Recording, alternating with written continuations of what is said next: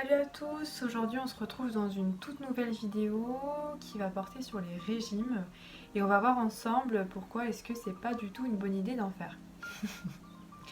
Donc, dans le cadre d'un régime, on diminue l'apport calorique de façon assez brutale pour l'organisme. C'est une diminution de l'apport alimentaire qui se fait du jour au lendemain pour lui et donc qui va entraîner des carences en énergie. C'est-à-dire qu'en fait, l'apport calorique que vous fournissez à votre corps ne permet pas de répondre à ses besoins en énergie.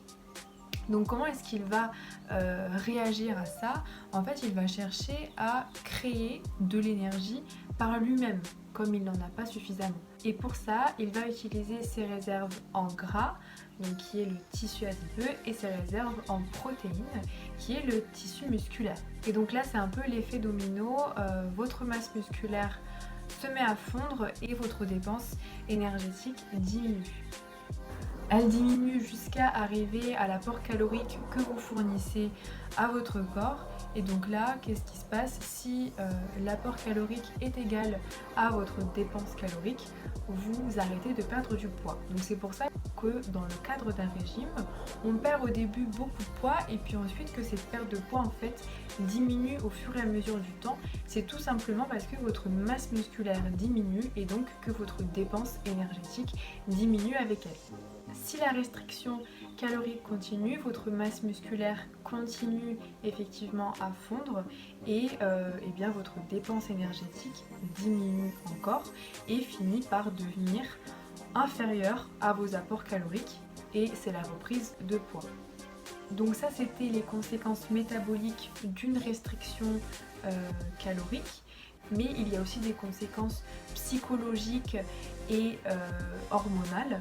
On va avoir une augmentation des taux de gréline. Donc la gréline, c'est l'hormone de la faim. Donc votre corps effectivement augmente les taux de cette hormone pour vous inciter à manger davantage, pour avoir plus d'énergie, ce qui lui permettrait de fonctionner de façon optimale. Et ensuite, quant aux conséquences psychologiques, la restriction calorique implique bien souvent une exclusion de certains aliments de son alimentation et qui débouchera sur des compulsions, sur une prise alimentaire compulsive.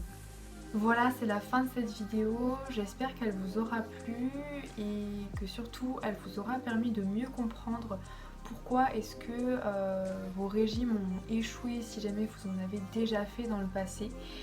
Et je vous invite fortement à ne pas entamer une perte de poids seule, mais à consulter des professionnels de la nutrition et du sport qui vous accompagneront dans une perte de poids qui sera effectivement peut-être moins fulgurante qu'avec un régime amaigrissant, mais qui vous permettra de préserver votre masse musculaire, votre santé psychologique et surtout eh bien de ne pas reprendre le poids que vous aurez perdu.